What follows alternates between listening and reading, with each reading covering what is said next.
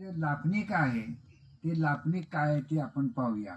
एके अन्यथा ज्ञाने परमेश्वर दास्य म्हणून करीती, परी ते नव्हेती जैसा रुंभणियाचा.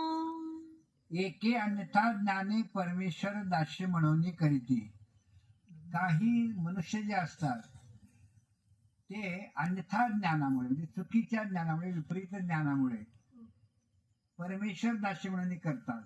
जे एखाद्या शक्तीची उपासना करतात, ते प्रतिमेची पूजा करतात, शक्तीची उपासना करतात आणि त्यांना काय वाटतं असं की आम्ही परमेश्वराचीच पूजा करत आहोत. कारण देवता आणि परमेश्वर या दोन पदार्थामधला जो मूलभूत फरक आहे, मूलभूत जो भेद आहे तो त्यांना माहीत नसतो. त्याच्यामुळे ते सर्व एकच आहे असं समजतात आणि मग त्यांची तिथे काय होते, फसगत होते. तर ज्या शक्तीची ते उपासना करतात ते परमेश्वराचं दास्य आम्ही करत आहोत अशा प्रकारची त्यांची भ्रामक कल्पना झालेली असते. परंतु परी ते नवती, ते ज्या शक्तीची उपासना करत आहेत त्या शक्तीची उपासना म्हणजे परमेश्वराचं दास्य नव्हे. ते जरी मनातून काही समजत असले परंतु शक्तीची उपासना म्हणजे परमेश्वराचं दास्य नव्हे. ते कसं आहे, चुकीचं आहे. जैसा रुमण्याचा, हा रुमण्याचा दृष्टांत देऊन स्वामीने तो विषय काय केला समजावून सांगितलेला आहे. त्याला रुमण्याचा दृष्टांत कसा आहे तो आता आपण मुळातून पाहूया. कौन ही एक दुधाचे गुण विशेष अनुमोदित होते. कवनी एक दुधाचे गुण विशेष अनुमोदित होते. एक मनुष्य होता आणि तो दुधाचं वर्णन करत होता, दुधाचे गुणानुमोदन करत होता. कसं, दूध हे पूर्णान्न आहे. आपण शाळेमध्ये शिकलो दूध हे पूर्णान्न आहे. बालकाची वर्षभर तर वाढ मातीच्या दुधावरतीच होत असते. दूध हे पूर्णान्न आहे, दूध हे पौष्टिक आहे, दूध हे कॅल्शियम वाढवणार आहे. अशा प्रकारे त्या दुधाचे गुण वर्णन तो एक मनुष्य त्या ठिकाणी करत होता. हे वर्णन विवेचन चालू असताना पुढे काय झालं, तेथ जात्यंधू आला बैसला होता. या दुधाचं विवेचन चालू असताना, दुधाची स्तुती चालू असते, दुधाचे गुणवर्णन करत असताना त्या ठिकाणी एक जात्यंध आलेला होता. जात्यंध म्हणजे जन्मताच त्याला दृष्टी नाही, त्याला जात्यंध म्हणजे जन्मताच आंधळा असं म्हणतात. आता हे सुद्धा भजन करीत निष्पन्न झालेले गुण आहेत ते. तर त्या ठिकाणी तो जात्यंध बसलेला होता. आता हा जो जात्यंध म्हणजे अंध मनुष्य आहे, त्याला जन्मल्या काळापासूनच जगाचं दर्शनच नाहीये. जगातल्या वस्तू कशा आहेत, काय कसं आहे, काही दर्शनच नाही त्याला. कुठल्या वस्तूचा कसा रंग आहे, कुठल्या वस्तूचा कसा आकार आहे, काय काही कारण जन्मताच तो आंधळा आहे. आणि त्याच्यामुळं काय झाली गंमत, त्या आंधळ्याने काय केलं, प्रश्न विचारला. काय प्रश्न विचारला, तेने पुसिले हांगा दूध ते कैसे. तो जो आंधळा मनुष्य आहे त्याने त्या दुधाचे गुणवर्णन करणाऱ्या व्यक्तीला प्रश्न विचारला की दूध ते कैसे, दूध कसं आहे. तेव्हा त्यांनी सांगितलं दूध ते पांढरे. दूध ते पांढरे. त्या दुधाचे गुणवर्णन करणाऱ्या मनुष्याने सांगितलं दूध हे पांढऱ्या रंगाचं असतं. आता हा आंधळा आहे, ना याला पांढरा रंग माहिती ना लाल रंग माहिती, कुठलाच रंग त्याला माहित नव्हता. पण त्यांनी सांगितलं दूध ते पांढरे आहे. मग आता त्याच्यावर पुन्हा त्यांनी काय प्रश्न विचारला, पांढरे ते कैसे. पांढरे ते कैसे. आता पांढरा रंग यांनी पाहिलेलाच नाही कधी, म्हणून त्यांनी पुन्हा प्रश्न विचारला पांढरे म्हणजे कसं आहे ते दूध. हा, त्यावर तो काय म्हणतो, पांढरे ते बढिया सारखे. पांढरे ते बळिया सारखे. पांढरे म्हणजे बळियासारखे, बळे म्हणजे बगळे. बगळे आपण सर्वांनी पाहिलेले आहेत. तर दूध पांढरं आहे, पण कसं आहे, बगळ्याच्या वर्णाप्रमाणे दूध कसं आहे, पांढरं आहे. आता हा अंधा आहे ना, याने दूध पांढरा रंग पाहिला ना बगळा पाहिला, पण आता तो सांगणारा तो वर्णन करत चाललेला आहे त्याप्रमाणे तो ऐकतो आहे आणि पुन्हा प्रश्नापाठी प्रश्न करतो आहे. त्याने सांगितलं की पांढरे कसे ना बगळ्यासारखे. मग पण पुढे आणखी तो काय प्रश्न करतो, बळे ते कैसी. त्या आंधळ्याने पुन्हा प्रश्न विचारला बळे म्हणजे बगळे कशा रंग आहेत, बगळे कसे आहेत. मग तो काय सांगतो, बळे ते रुंभणिया सारखी. मग त्याने काय सांगितलं, बळे ते रुमण्यासारखे. म्हणजे दुधाच्या रंगाचं वर्णन करता करता तो जो मनुष्य आहे, दुधाचे वर्णन करणारा जो मनुष्य आहे, तो आकृतीकडे वळला. इथेच काय झाली, चूक झाली. म्हणजे दुधाच्या वर्णाचं विवेचन करता करता तो मनुष्य कुठे वळला, आकृतीकडे वळला. त्याने काय सांगितलं, बळे ते रुमण्यासारखे. आता बगळा आपण सर्वांनी पाहिलेला आहे, त्याची मान थोडीशी उंच असते आणि चोच अशी असते त्याची.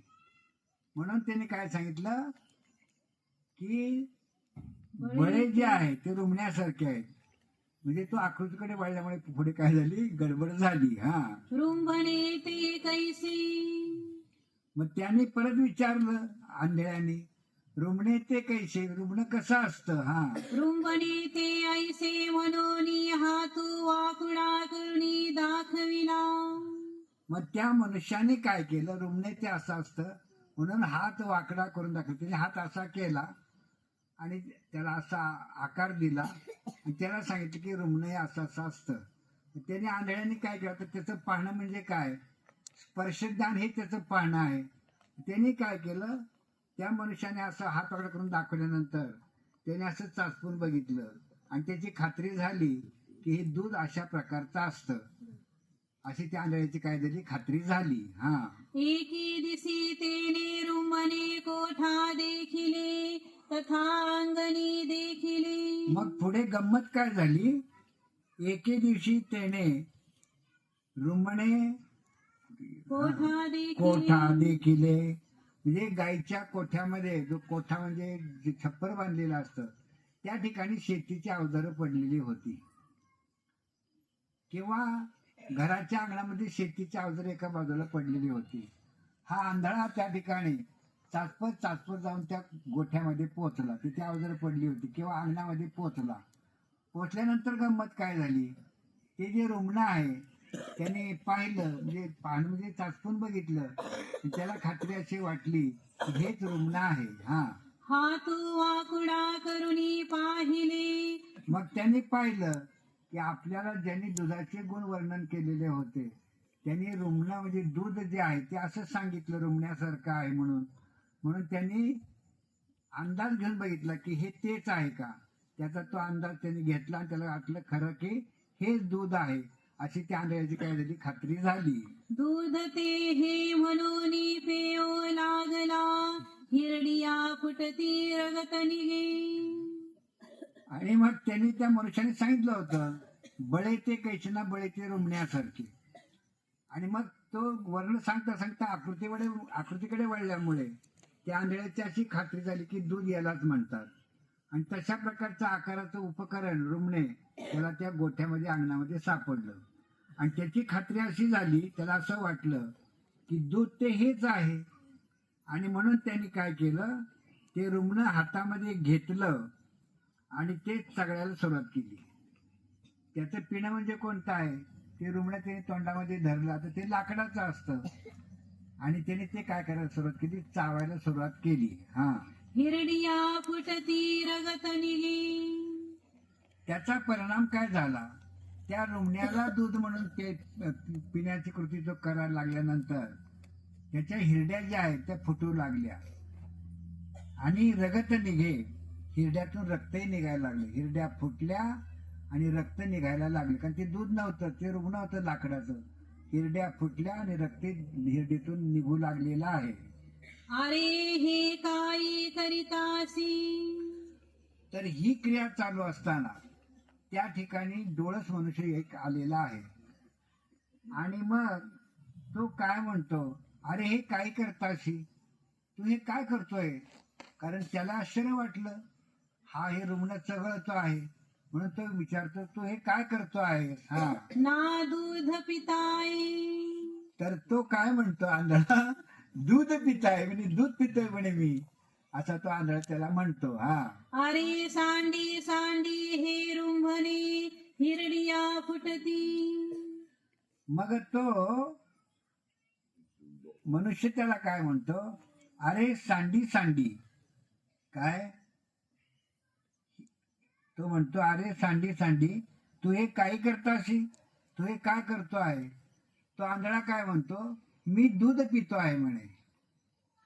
आता असं त्याने का म्हटलं ना, हिरड्यातून जे रक्त येऊ लागलेलं आहे आणि तोंडातला जो लाळ रस आहे, दोन्हींचं मिश्रण झाल्यामुळे त्याला थोडीशी गोडी येऊ लागली.